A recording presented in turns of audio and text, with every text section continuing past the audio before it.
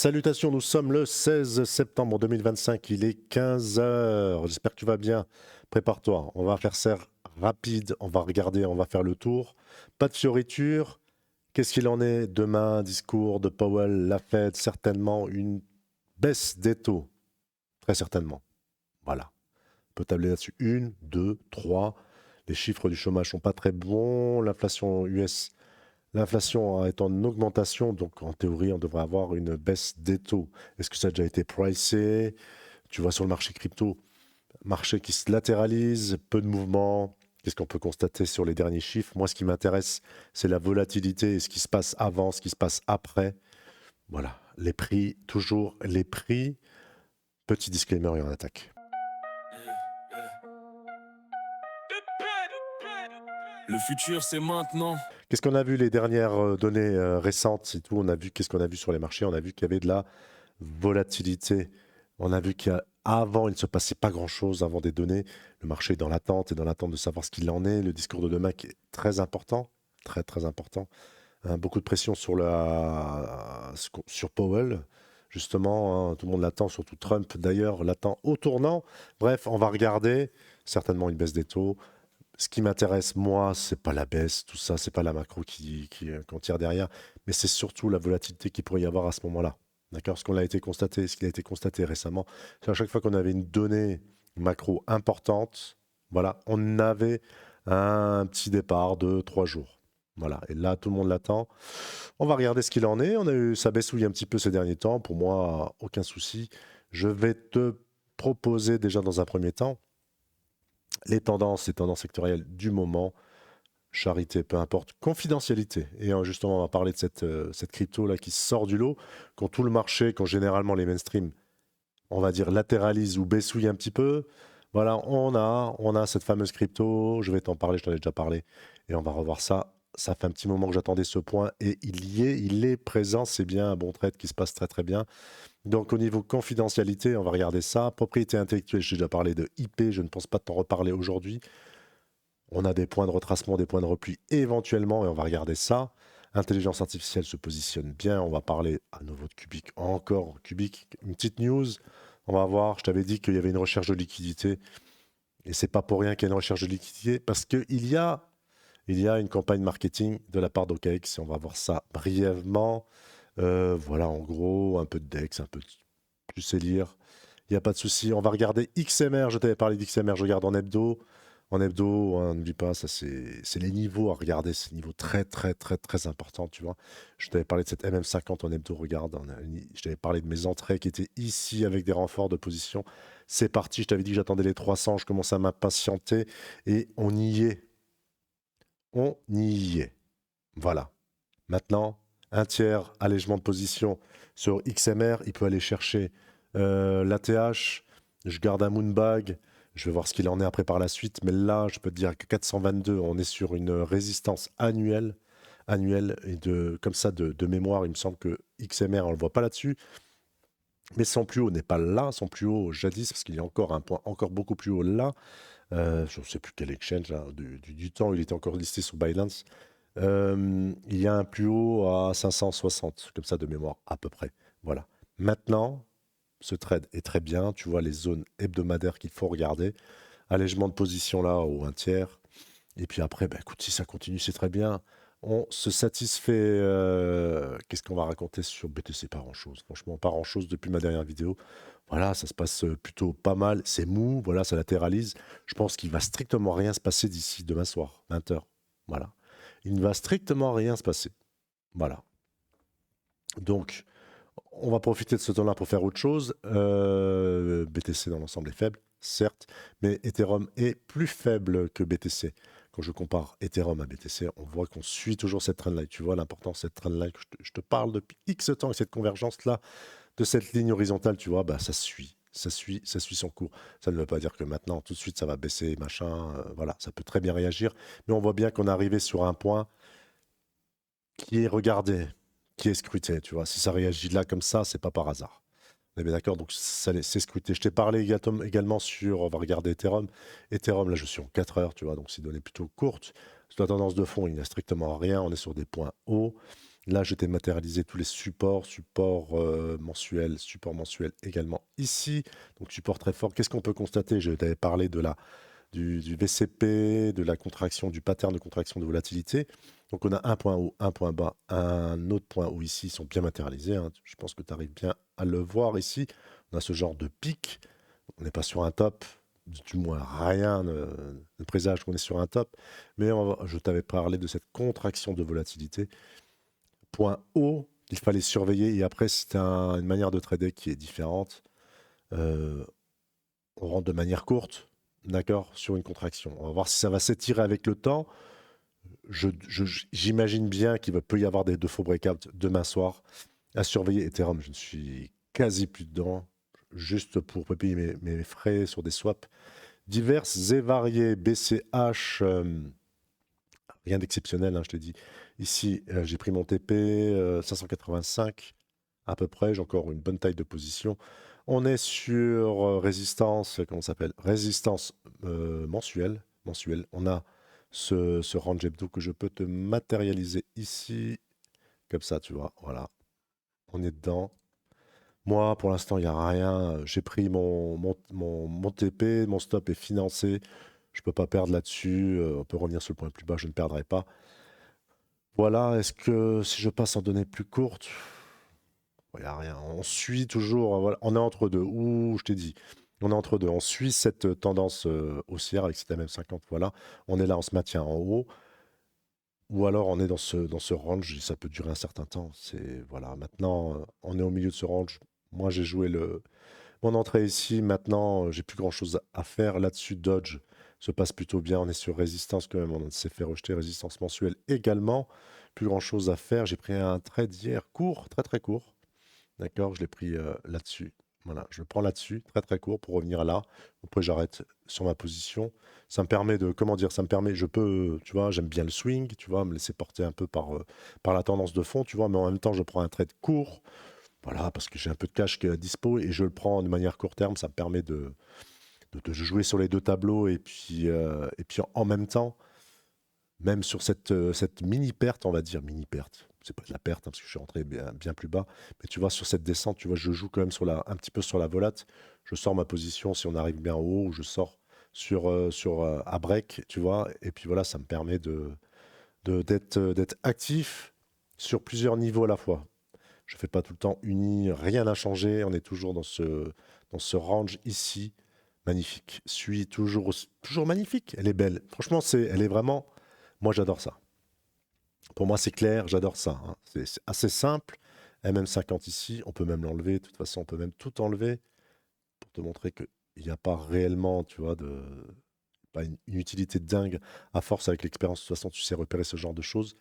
Un point là, plus haut que le précédent, ainsi de suite. Je t'avais déjà parlé de cette contraction-là. Voilà. Bah écoute, même si ça vient ici, ça vient se faire rejeter, pour moi, elle est magnifique. Tout simplement magnifique. Tu vois, j'étais rentré sur cette position. Là, j'ai pris un petit renfort. Voilà, et on va laisser tout simplement se laisser porter par cette belle tendance. Campagne marketing sur Cubic, OKX. Je t'avais parlé justement quand je regardais Cubic et tout, mon trade qui était pas très bon, tu vois. Alors, je te disais que justement, j'avais l'impression, tu vois, qu'on cherchait des points, cherchait de la liquidité. Il y en a qui pourraient appeler ça de la manipulation, machin, autre. Voilà, sur des cryptos plutôt jeunes, avec des capitalisations plutôt moyennes. On va dire que justement, sur certains exchanges, on a tendance à les chercher vraiment. On pourrait dire les stops, on pourrait les seuils de douleur ou autres. Voilà, je t'avais parlé de ça. Ça arrive régulièrement, donc c'est pour ça qu'il ne faut pas être non plus faire du trade, comment dire, vraiment picobello, tu vois, avec la résistance, avec des machins, tu vois. Et que je me laissais une grosse marge. Je trouvais que j'étais en dehors de mon plan, en dehors des clous. Bref, peu importe. On voit cette campagne de marketing, voilà ce qu'il en est. Bon, c'est pour faire plaisir à la communauté Cubic, pour tester un peu, pour faire pas mal de choses. Et il y a de fortes probabilités que ce soit listé dans la foulée. Je dis bien de fortes probabilités. Ça va durer 19 jours encore et 7 heures, 49 minutes et 55 secondes, soit synchronisation des montres, hein. Il faut être pile poil bien. D'accord. Normalement, dans ce cas de figure, on devrait voir, normalement, je dis bien, on devrait voir une expansion du prix. On a eu une petite réaction, on voit bien ici, suite à la news, tu vois. Et Là, on latéralise un petit peu. Voilà quoi. Bon, il faut. Normalement, on devrait avoir une expansion, tu vois. Donc, on rentre dans la stratégie du buy the rumor et sell the news. Donc, avant, si on a une listing OKX, pour ma part, de toute façon, ça sera sorti de position sur Cubic. Voilà, parce que généralement, après, j'ai pas l'habitude de faire les listings OKX. Hein, je ne sais pas trop ce que ça donne. Je suis plus. J'en ai fait beaucoup sur Gate.io et MXC. Mais je sais pas trop ce que ça donne. Je regarderai à l'approche. Hein, j'ai encore 19 jours pour me préparer. Mais voilà quoi. Je ne vois pas. Ce n'est pas bearish comme news, donc je ne vois pas le marché. Au pire, je vois juste latéraliser. Et puis, bah, campagne marketing qui ne sert strictement, qui n'apporte rien au prix, très peu d'intérêt. Zano. Zano, bah Zano, rien n'a changé. Hein. Voilà, je t'avais dit, j'ai pris mon TP ici. Donc là, on reviendrait là sur cette 13 391 pour l'instant, la même 50. Cette belle zone de convergence avec anciennement ici. Voilà, pareil autour des 12,8. La zone des 13, tu vois, c'est une zone qui est sympa. Zano est toujours pas mal. Voilà, c'est plutôt bien. Pump, j'en parle pas mal, j'en parle beaucoup. Belle expansion et tout. Un regret pour ma part, regret. Hein. Je ne vais pas revenir là-dedans. On va pas remuer le couteau dans la plaie. Tout ça pour dire que, au niveau psycho, tu vois, franchement, Zano, j'ai très très bien géré. XMR, j'ai super bien géré. BTC, mon dernier trade, très bien géré. BCH, très bien géré. Dodge, très très bien géré. Sui, très très bien géré. J'ai loupé. Non, j'ai loupé. J'ai fait un trade. On va dire que c'était pas que c'était pas terrible, sauf que je ne suis pas dans ce trade gagnant. Voilà, parce que j'étais sorti, parce que j'ai repéré une tendance, j'ai perdu le fil et tout ça. Tu vois, ici, alors qu'il y avait une base, et voilà. Et puis, regarde, voilà, je serais en x3 et tout ça. Et ben, tu vois, je ne retiens que ça. C'est ça. La psychologie, je ne retiens que ça. Alors que tous mes derniers trades sont gagnants, quasi gagnants, tu vois. Voilà, sur l'ensemble. Bon, maintenant, qu'est-ce qu'on peut en dire de Pump? Ce qu'on peut en dire, c'est que, voilà, première zone, moi j'attends un repli tout simplement. On peut rentrer là-dessus sur du très très court terme, tu vois, si tu as envie voilà, tu as envie de profiter de cette tendance forte. Voilà. Je peux pas sélectionner, j'arrive pas à sélectionner en blanc. Il faudrait que j'actualise la page. J'ai pas mal de problèmes sur Mexi en ce moment, surtout côté français. Mais première zone ici de repli que j'attends. Ici, on arrive sur les 1,618 de toute cette zone de retracement, tu vois. Fibo, tu positionnes ici en bas, c'est l'habitude de faire ça. Voilà, 1,618, on est sur les 0,0096. Si tu es dedans et depuis tout en bas, ne va pas systématiquement attendre absolument cette zone. Ça pourrait justement se replier bien avant. D'accord? Attention. Pour l'instant, la tendance est forte ou autre, mais tu vois bien qu'ici, on n'a pas travaillé, on n'a rien travaillé du tout. Donc, si ça doit se replier, la première zone que je surveillerai, ce serait celle-ci, autour des 67-68 à peu près. Autre zone ici, je te donne les zones, ça ne veut pas dire que ça va revenir forcément. Les 48-46, hein, tu vois, toute cette zone-là. Est-ce que ça pourrait revenir comme ça?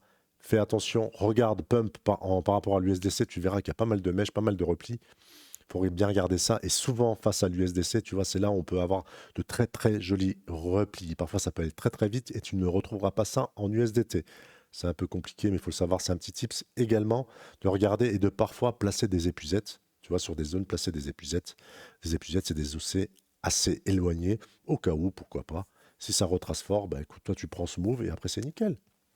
Nickel. Donc, comme je t'ai expliqué, demain la Fed, je doute qu'il se passe grand-chose, que ce soit sur Pump ou sur autre chose. Voilà, se tenir prêt demain soir, et on va voir ce qu'il en est jusqu'à présent. On va être souvent sur des fortes données comme ça, abaissement de la volate et tout ce qui s'ensuit. Voilà, donc voilà pour Pump. On va regarder IP brièvement parce que tu vois que, également, regarde, c'est pas magnifique. L'anciennement la TH, tu vois qu'on vient de réagir pile poil dessus, tu vois, pile poil. Moi, la zone qui m'intéresserait réellement, et là-dessus, il y a réel aussi une campagne, alors je ne sais pas trop, mais une campagne marketing autour d'IP sur Mexé. Il faudrait regarder, j'ai pas regardé, j'ai pas eu trop le temps, je fais 10 000 choses à la fois en ce moment, c'est pour ça que je parle extrêmement rapidement. Donc ici, on a une zone qui est... Voilà, cette première zone, tu vois, mais ça ne reste qu'une mèche là. Moi, la zone qui est vraiment belle, c'est ici, autour des 7 à peu près. En plus, on a un point de convergence ici. 7, placer une épuisette, ça pourrait ne pas être trop dégueulasse, tu vois. Et qu'est-ce que je voulais dire par rapport à ça? Voilà, première intention, comme d'hab, comme sur Hype, comme sur machin. Tu peux regarder les similitudes avec Hype ou autre. Ici, voilà, en première intention, ce serait de jouer sur de la volate, tu vois. Hop, tac, ça repart, et après, ça se replie comme ça, et on attendrait pour du plus long terme ou du moyen terme une belle base qui se forme un peu plus longuement. Voilà, MM50 à acheter en première intention pour ma part, tu vois, pour jouer juste à un move, ça se replie, d'accord? Tu sors totalement, tu as joué sur la volate, voilà. Ici, j'attendrai une base plus sereine. Hype IP est une crypto qui est certainement jeune, voilà, dans un secteur qui est certes en tendance, mais ça reste quand même une crypto jeune. Faut pas non plus, voilà, on en a déjà vu d'autres, des bear chain qui se cassent la gueule. Voilà, on a vu pas mal de choses dans ce genre-là. Les petites cryptos faible cap, je t'avais parlé de TIG, TIG revient sur la zone, tu vois, tac, voilà. Maintenant, on va voir si ça se maintient là en bas et qu'on prend le temps de construire quelque chose justement pour, je vais dire pour l'avenir, pour voilà, tu vois. Enfin, ma première intention, c'était de jouer sur la volate, tu vois, c'était de jouer sur ce point-là. Si on se maintient ici un peu plus longuement, c'est bien, c'est parfait, tu vois. D'accord? Et on commencera à dessiner une belle base où on aura une belle base à nouveau d'accumulation. Et puis, c'est une crypto qui pourrait être intéressante, c'est ceux qui le minent. Également, le faire en attendant de profiter de cette zone d'accumulation, tu vois. Voilà, en gros, qu'est-ce qu'il y a d'autre à regarder? Ben, je pense avoir fait le tour. On a quoi là? ENA, on peut faire ça rapidos. Attends, je suis en mensuel. Donc mensuel, tu vois ici, hein, on se fait rejeter sur les plus hauts mensuels, sur les 0,9, tu vois, on s'est fait rejeter là. Il va falloir. Pour moi, ce genre de trade, tu vois, est à jouer court terme. Tu vois, ici, on a le plus haut, ici, 1,24. D'accord, on est en train de dessiner, en train de faire certainement une conso. Tu vois, on a un beau rejet ici, hein. Ça me paraît assez clair, tu vois, avec cette. Regarde bien la force, la puissance des mèches. On commence à avoir une certaine pression vendeuse. Donc là, on est en train de dessiner un range. Ici, voilà. Si on vient casser la MM50 là, donc là, on casserait cette tendance-là, cette tendance haussière, et on serait plus dans un range. Et ce range qui nous amènerait où? Ah, là, c'est la sortie du range qui t'indiquera, hein. Si sortie par le bas, bah, tendance baissière, faut oublier. Tendance dans le haut, ce que je fais, moi, bah, je joue le range, allègement en haut, allègement au milieu. Je garde 70% de ma position, justement, pour vers l'au-delà et l'infini, ou on va appeler ça un moonbag. Bref, pour ce jour, je pense que j'ai fait le tour. C'est pas mal, 17 minutes, c'est très bien. J'ai été rapide. J'espère que tu as compris. N'hésite pas, je te rappelle, tu as la barre des commentaires. Tu veux que je te fasse une analyse de certaines cryptos. De toute façon, après, pas s'attendre à grand-chose. Aujourd'hui, 20h, surveille demain, la Fed, entre 20h et 20h30. Regarde après, bougie 1 heure, bien matérialiser tes zones hebdo sont les zones très importantes, tu vois. Et puis voilà. Je te souhaite une belle journée. Je te dis à bientôt. Ciao. Blockchain, entre nous c'est carré. Toi t'es mon œil et mon trésor bien gardé. Crypto love, ça fait ding ding. Si t'es pas près, dégage ici.